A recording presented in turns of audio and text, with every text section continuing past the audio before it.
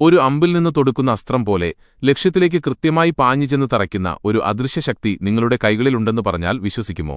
കേൾക്കുമ്പോൾ അത്ഭുതം തോന്നാം, എന്നാൽ വിനാശകരമായ ചിന്തകളെയും ജീവിതത്തിലെ സകല പ്രതിസന്ധികളെയും തച്ചുടക്കാൻ ശേഷിയുള്ള ഒരു വജ്രായുധം ഓരോ സ്ത്രീയുടെയും ഉള്ളിലുണ്ട്. ഭാരമേറിയ ജീവിത സാഹചര്യങ്ങളിൽ ഉഴലുന്ന സ്ത്രീകൾക്ക് തങ്ങളുടെ മാനസിക സമ്മർദ്ദങ്ങളെ അതിജീവിച്ച് ജീവിതത്തെ മുഴുവനായി മാറ്റിമറിക്കാൻ സഹായിക്കുന്ന ആ രഹസ്യം മറ്റൊന്നുമല്ല, ഓം നമഃശിവായ എന്ന മന്ത്രമാണ്. പഞ്ചാക്ഷരി എന്ന് വിളിക്കുന്ന ഈ മഹാമന്ത്രം കേവലം 5 അക്ഷരങ്ങൾ മാത്രമുള്ള ഒന്നല്ല, മറിച്ച് പ്രപഞ്ചത്തിലെ ഏറ്റവും വലിയ പോസിറ്റീവ് ഊർജ്ജത്തിന്റെ സ്രോതസ്സാണ്. സ്ത്രീ-പുരുഷഭേദമന്യേ ആർക്കും ഇത് ജപിക്കാമെങ്കിലും സ്ത്രീകൾ ഈ മന്ത്രം കൃത്യമായി ജീവിതത്തിന്റെ ഭാഗമാക്കിയാലുണ്ടാകുന്ന മാറ്റങ്ങൾ വിവരണാതീതമാണ്. എന്നാൽ നാം വിചാരിക്കുന്നതുപോലെ അത്ര ലളിതമല്ല ഇതിന്റെ പിന്നിലെ ശാസ്ത്രം. ഈ മന്ത്രം ജപിക്കുന്നതിന് കൃത്യമായൊരു വിധിയുണ്ട്. ആ മന്ത്രവിധി എന്താണെന്ന് ശരിയായി മനസ്സിലാക്കി ചൊല്ലേണ്ട സമയത്ത് കൃത്യതയോടെ ചൊല്ലിയാൽ മാത്രമേ അതിന്റെ പൂർണ്ണമായ പ്രഹരശേഷി നമുക്ക് അനുഭവിച്ചറിയാൻ സാധിക്കൂ. പുസ്തകങ്ങളിൽ നോക്കിയോ, സുഹൃത്തുക്കൾ പറഞ്ഞുകേട്ടോ അല്ല ഇത് ചെയ്യേണ്ടത്. നാം നിത്യജീവിതത്തിൽ പലതരത്തിലുള്ള മന്ത്രങ്ങൾ കേൾക്കാറുണ്ട്. എന്നാൽ ആരോടെങ്കിലും പെട്ടെന്ന് ഒരു ദിവസം മന്ത്രം എന്നാൽ എന്താണെന്നോ അതിന്റെ യഥാർത്ഥ ശക്തി എത്രത്തോളമുണ്ടെന്നോ ചോദിച്ചാൽ കൃത്യമായൊരു മറുപടി നൽകാൻ പലർക്കും സാധിക്കാറില്ല.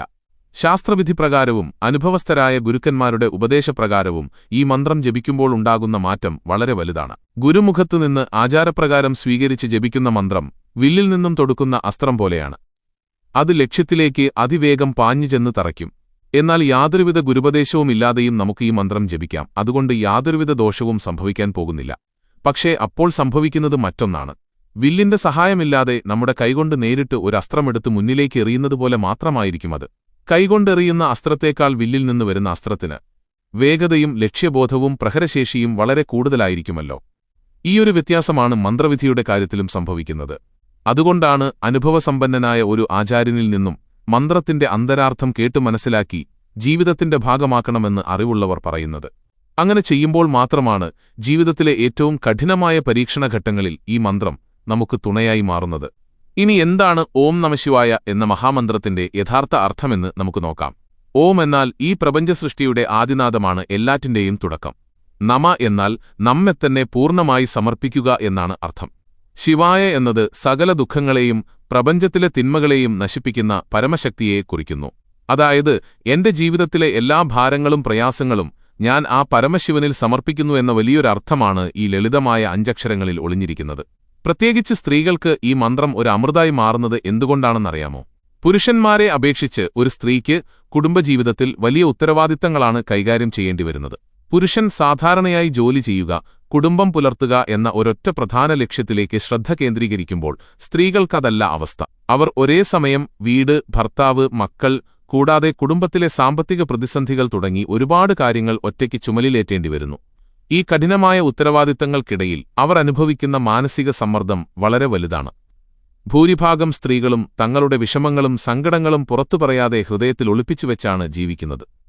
ഈ സാഹചര്യത്തിലാണ് പഞ്ചാക്ഷരി മന്ത്രം അവർക്കൊരു വലിയ അത്താണിയായി മാറുന്നത്. മനസ്സിന് താങ്ങാനാവാത്ത ഈ വലിയ ഭാരം ഇറക്കിവെക്കാൻ ഒരിടമില്ലാതെ വലയുന്ന സ്ത്രീകൾക്ക് പിടിച്ചു നിൽക്കാൻ നൽകുന്ന ഒരു ദിവ്യമായ കൈത്താങ്ങാണ് ഈ മന്ത്രം. ഭഗവാനിൽ പരിപൂർണ ഭക്തിയോടെ ലയിച്ചിരുന്ന് ഈ മന്ത്രം ജപിക്കാൻ എപ്പോൾ സാധിക്കുന്നുവോ അപ്പോൾ തന്നെ നിങ്ങൾ അതിൽ സിദ്ധി നേടിക്കഴിഞ്ഞു എന്ന് പറയാം. ഇതിന്റെ ഗുണം ഏറ്റവും ആദ്യം പ്രകടമാകുന്നത് നിങ്ങളുടെ മനസ്സിന് സംഭവിക്കുന്ന മാറ്റങ്ങളിലൂടെയാണ്. പതിവായി ഈ മന്ത്രം ഉരുവിടുമ്പോൾ മനസ്സിന് വലിയ രീതിയിലുള്ള ശാന്തി കൈവരുന്നതായി കാണാം. അനാവശ്യമായ ഭയവും ആശങ്കകളും നിങ്ങളെ വിട്ടൊഴിയും.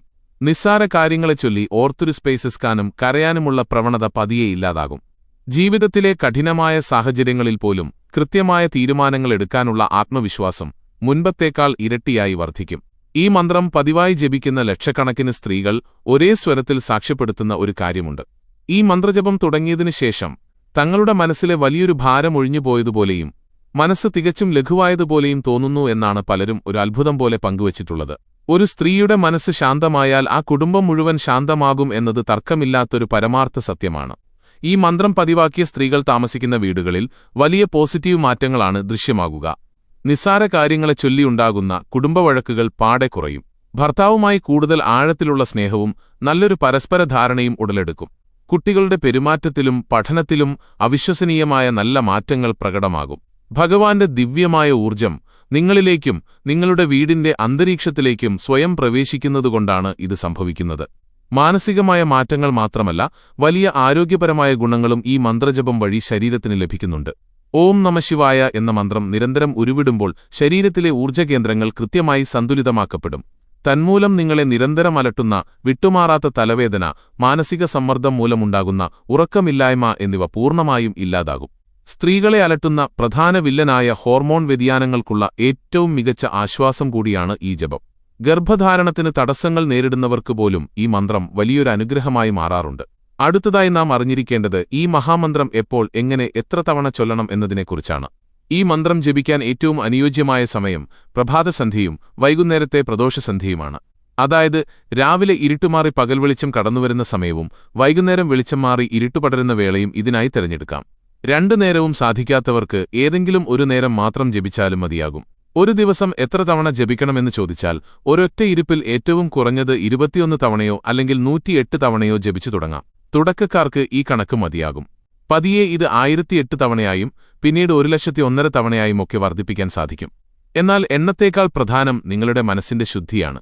ശാന്തവും സൗമ്യവുമായ മനസ്സോടെ എത്ര തവണ ചൊല്ലാൻ സാധിക്കുമോ അത്രയുമാണ് നിങ്ങൾ തിരഞ്ഞെടുക്കേണ്ടത്. 5 തിരിയിട്ട് തെളിച്ചുവെച്ച നിലവിളക്കിന് മുന്നിലിരുന്ന് ജപിക്കുന്നതാണ് ഏറ്റവും ഉത്തമമായ രീതി. ഇങ്ങനെ ജപിച്ച മന്ത്രം നിങ്ങളുടെ മനസ്സിൽ പതിഞ്ഞുകഴിഞ്ഞാൽ പിന്നീട് നിങ്ങൾ യാത്ര ചെയ്യുമ്പോഴോ വാഹനമോടിക്കുമ്പോഴോ ഒക്കെ ഒരു റെക്കോർഡ് പ്ലേ ചെയ്യുന്നതുപോലെ മനസ്സിൽ ഇത് നിരന്തരം ജപിച്ചുകൊണ്ടിരിക്കാം. ഇതിന് പ്രത്യേക സമയമോ സ്ഥലമോ തടസ്സമാകാറില്ല. ഒരുപക്ഷെ നിങ്ങൾ വിദേശരാജ്യങ്ങളിലോ അല്ലെങ്കിൽ നിലവിളക്ക് തെളിക്കാൻ സാഹചര്യമില്ലാത്ത ഇടങ്ങളിലോ ആണെങ്കിൽ വിഷമിക്കേണ്ടതില്ല.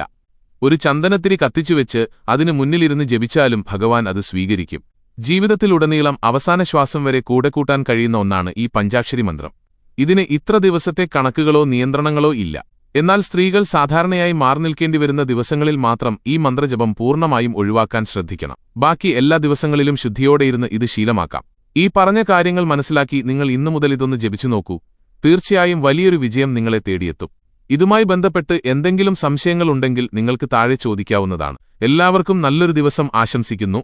ഇനി എനിക്ക് നിങ്ങളോട് ചോദിക്കാനുള്ളത്, ഈ മന്ത്രത്തിന്റെ അദ്ഭുത ശക്തിയെക്കുറിച്ച് ഇപ്പോൾ കേട്ടതിൽ നിങ്ങളുടെ മനസ്സിനെ ഏറ്റവും കൂടുതൽ സ്പർശിച്ച കാര്യം എന്താണ്? നിങ്ങൾ എപ്പോഴെങ്കിലും ഈ മന്ത്രം ജപിച്ച് ജീവിതത്തിൽ വലിയൊരു മാറ്റം അനുഭവിച്ചിട്ടുണ്ടോ? നിങ്ങളുടെ അനുഭവങ്ങളും അഭിപ്രായങ്ങളും താഴെയുള്ള കമന്റ് ബോക്സിൽ മറക്കാതെ രേഖപ്പെടുത്തൂ. നന്ദി, നമസ്കാരം.